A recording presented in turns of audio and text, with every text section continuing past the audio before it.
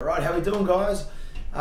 Really excited, just came out of an awesome weekend down in Melbourne with IFBB pro John Meadows, known as Mountain Dog. A really good bodybuilder, someone I look up to, followed for many years with his training methods and stuff. So it was great to spend a weekend with him, learning, training, getting into mindset, psychology stuff, as well as deep into nutrition, comp prep and that style of things.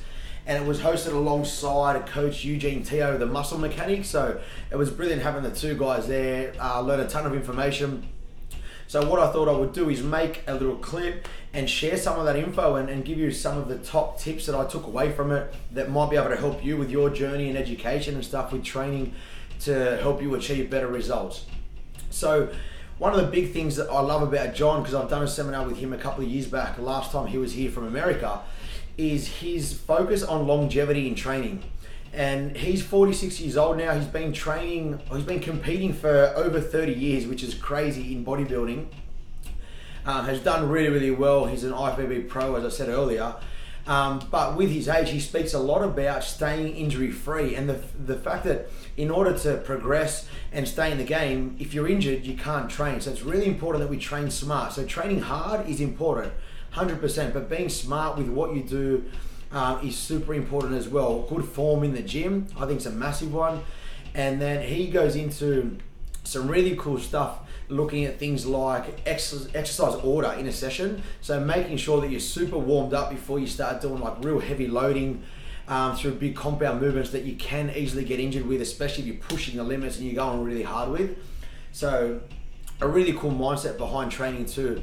And I want you guys to remember that staying injury free is super important to making progress. So sometimes backing it off a tiny bit is going to help you long term to make progress, because if you push that little bit harder, say you're super fatigued or whatever, and you try and go through it, or you've got a bit of a niggle and you try and push through it but you get injured, you're only going to go backwards if you can't train. So staying injury free is super important. Remember that.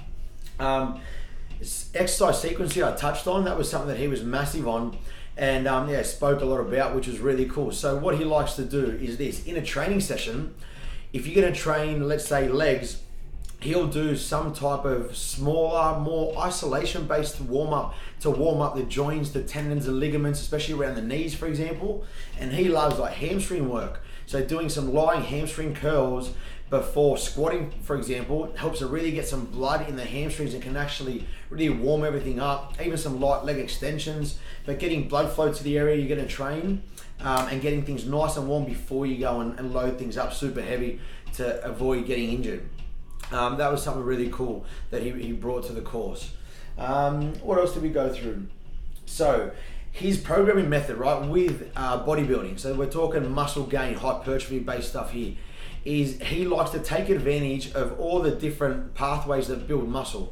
So things like mechanical tension, metabolic stress, stretching muscles under load, all those different pathways, he uses them in every workout. So basically what he does, he loves to start with an exercise that will get a bit of blood flow, work on mind-muscle connection to start off with as well. So going back to, let's say, hamstrings or even leg extensions, really trying to feel the target muscles contracting. Let's say if you're going to do chest work, find an exercise that you can really feel good contractions in the pec area that you're trying to target before you go and then jump under a heavy bench press, for example.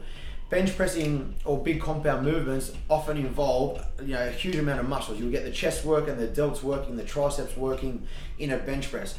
Now, if you haven't got a good mind-muscle connection with the pecs, the chances are you might use a little bit more delt or a little bit more triceps. And if you're trying to grow your chest, you're not going to get subpar results. So something along the lines of, well, it's different for everybody based on your body, your mechanics, things like that. What you can feel really nice contractions, establishing that, getting blood flow to the area, warming it up, getting a nice little pump going. For example, yesterday I did some work on our brand new hammer strength machine and did a side on chest press that really shortens up the pec, and just did a few sets of 10 before heavy bench pressing, and that worked a treat. It was absolutely awesome. So that's his first exercise. Then he'll go on to his heavy work next. Now the heavy work, the focus there is getting into high threshold motor units, getting more neural firing, so you're getting more motor units recruited and you're hitting the fast twitch muscle fibers, type 2A, type 2B muscle fibers, when you're lifting heavy or a high percentage of your 1RM, let's say over 80-85% of your 1RM. Normally with that second exercise, the heavy one, the reps are a bit lower, somewhere around 4, 5 to 8 reps, and you're trying to be explosive.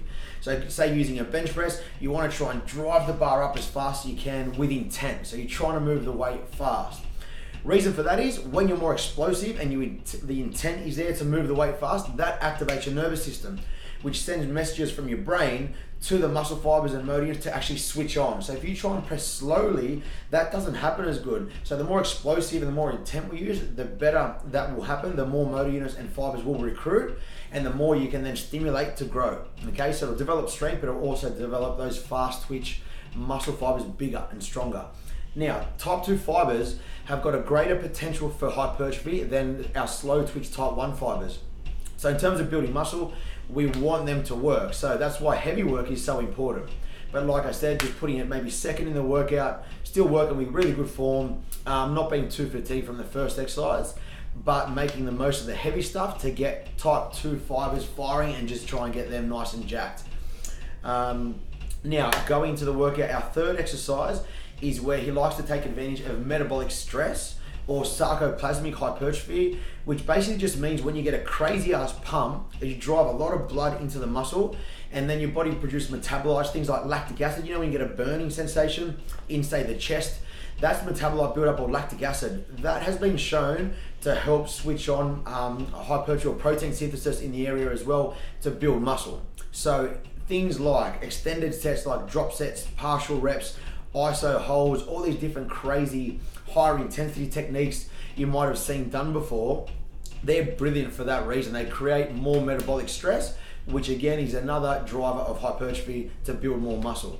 Now the good thing about doing them third, your body's super warm and you can hit it nice and hard, and there's no chance of getting injured really if you keep good form in that as the third one in your exercise.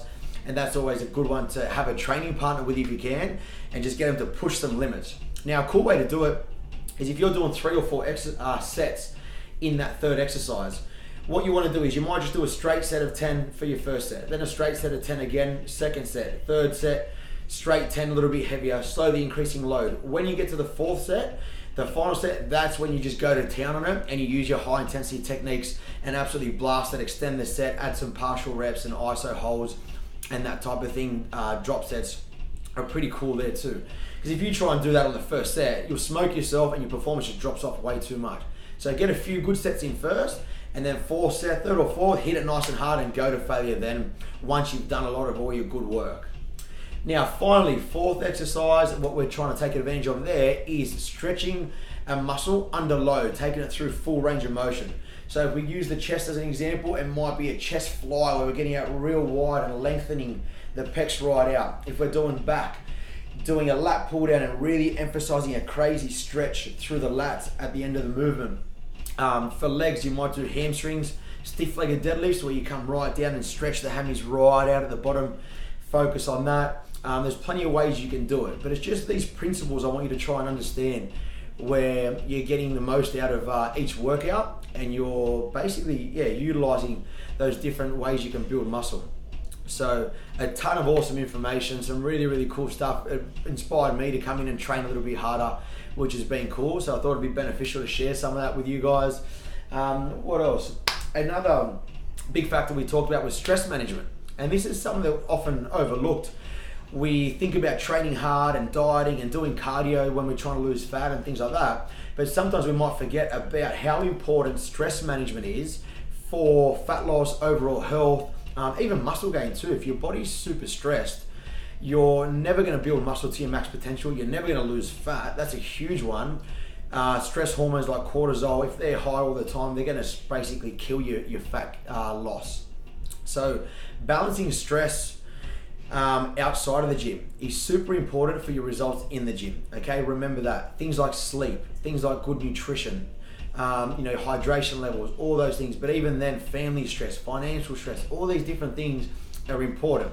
And if we're looking at, say, comp preps where you're trying to get super lean, you want to make sure you're in a good place with everything else in your life to put yourself through a drastic diet to get to very low levels of body fat like you would want to if you're stepping on stage in, say, bodybuilding or physique or something along those lines. So don't think that training isn't an isolated thing. The results that we get from that are affected by a lot of things outside of the gym. Okay, so managing stress is huge. Another thing to think about is recovery. So how good are you recovering from your training? And remember, you can only recover from as much work or progress from as much work as you can recover from. So if you end up doing too much and you can't recover from it, you're not going to progress from it. You might just bring the body back to baseline if you're lucky. Okay, so the amount of work you do in the gym, rest in between sessions, frequency, and that's where nutrition comes into it massively. So making sure you're on enough calories, so there's enough energy coming into the body to recover, enough carbs in the diet, usually to recover. Protein levels need to be adequate for the muscle breakdown and resynthesis process that we want. There's some huge factors there. Based on recovery aspects, a huge thing John really drilled in, which was awesome, is the peri-workout nutrition. So that just means like pre-workout before training, intra-workout during, and post-workout after. His recommendations are really focusing on pre-workout nutrition. So making sure you get some protein, good amount of carbs in there, and a little bit of fat pre-workout to slow the absorption down of the protein and carbs. So probably about 1 or 2 hours before you train, so you're fueling the workout. And there's some amino acids and glycogen in the bloodstream when you start your workout. Now, intra-workout, he's a huge fan of EAAs or BCAAs with carbohydrates intra-workout. So what I mean there is basically powdered carbohydrates with amino acids, and you're sipping on those whilst you're training. Now remember, the beautiful thing about when you weight train is that you're opening up or basically improving your nutrient partitioning. Okay, and you'll think about it in this way: when you weight train hard, you're going to open up your muscle cells to uptake nutrients into the muscle cell. So you can drive amino acids and you can drive carbohydrates into the muscle cell as opposed to going into your fat cells. So that's why hard weight training is so beneficial, and that's why intra-workout carbs and protein can be so beneficial to the muscle gain process, also to the recovery process as well. We've implemented ourselves, a few of the guys, and noticed that recovery is better straight away, and that also soreness is reduced massively as well. So I would highly consider that. The other thing is that when you look after those things really well, you don't have to rush to slam down a protein shake within 2 seconds of finishing your workout, because you've already looked after the body's nutritional needs pre-workout and intra-workout. So your body's almost been recovering and restoring as you go along in the session. Okay, that becomes more important the longer you train. So if you're doing shorter, not so intense sessions, probably not as important. But if you're training really hard and you're doing long sessions that are like 90 minutes or over, it becomes even more important.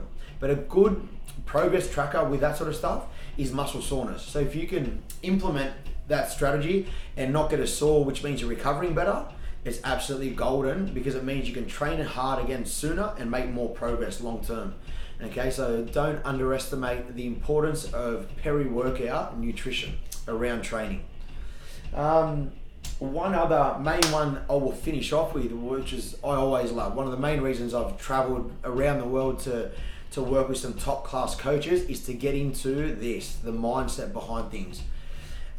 John said an interesting thing after one of our really hard sessions, and he said, genetics are never going to be the deciding factor. When you talk about bodybuilding, for example, at the end of the day, the most successful people in bodybuilding, it will come down to heart. How much heart they've got, how much drive they've got to be able to push through some pain, push through some hard workouts, train when they don't feel like it, train when the motivation might not be there, things like that. And the beautiful thing about that is that goes for everything, okay? Whether it be business, relationships, life, success, work, things like that. It's so true that what happens in here is a deciding factor as to how successful you will be in your endeavors, in your goals. So don't forget that. It doesn't matter if somebody is more educated than you are, if they're more talented than you are, they've got more resources than you do, things like that. At the end of the day, if you've got more heart than they do, if you have more work ethic than you do, if you're willing to put in more than somebody else, I guarantee long term, you're always going to come out on top. Just that relentless mindset. And that was something that I find after spending time with a lot of really, really good coaches and athletes and stuff, it's almost across the board. They all have that same mentality. So if we can adopt a little bit of that, I think it's going to help us with our own successes and goals long term. So I hope that yeah, you took something valuable away from that. There's a ton more, but I don't want to make the video too long for you. But yeah, I just thought it'd be worthwhile sharing a lot of valuable knowledge bombs the boys dropped over the weekend, and I look forward to sharing more good stuff in the future. Thanks very much for watching. Keep training hard. Thanks, guys.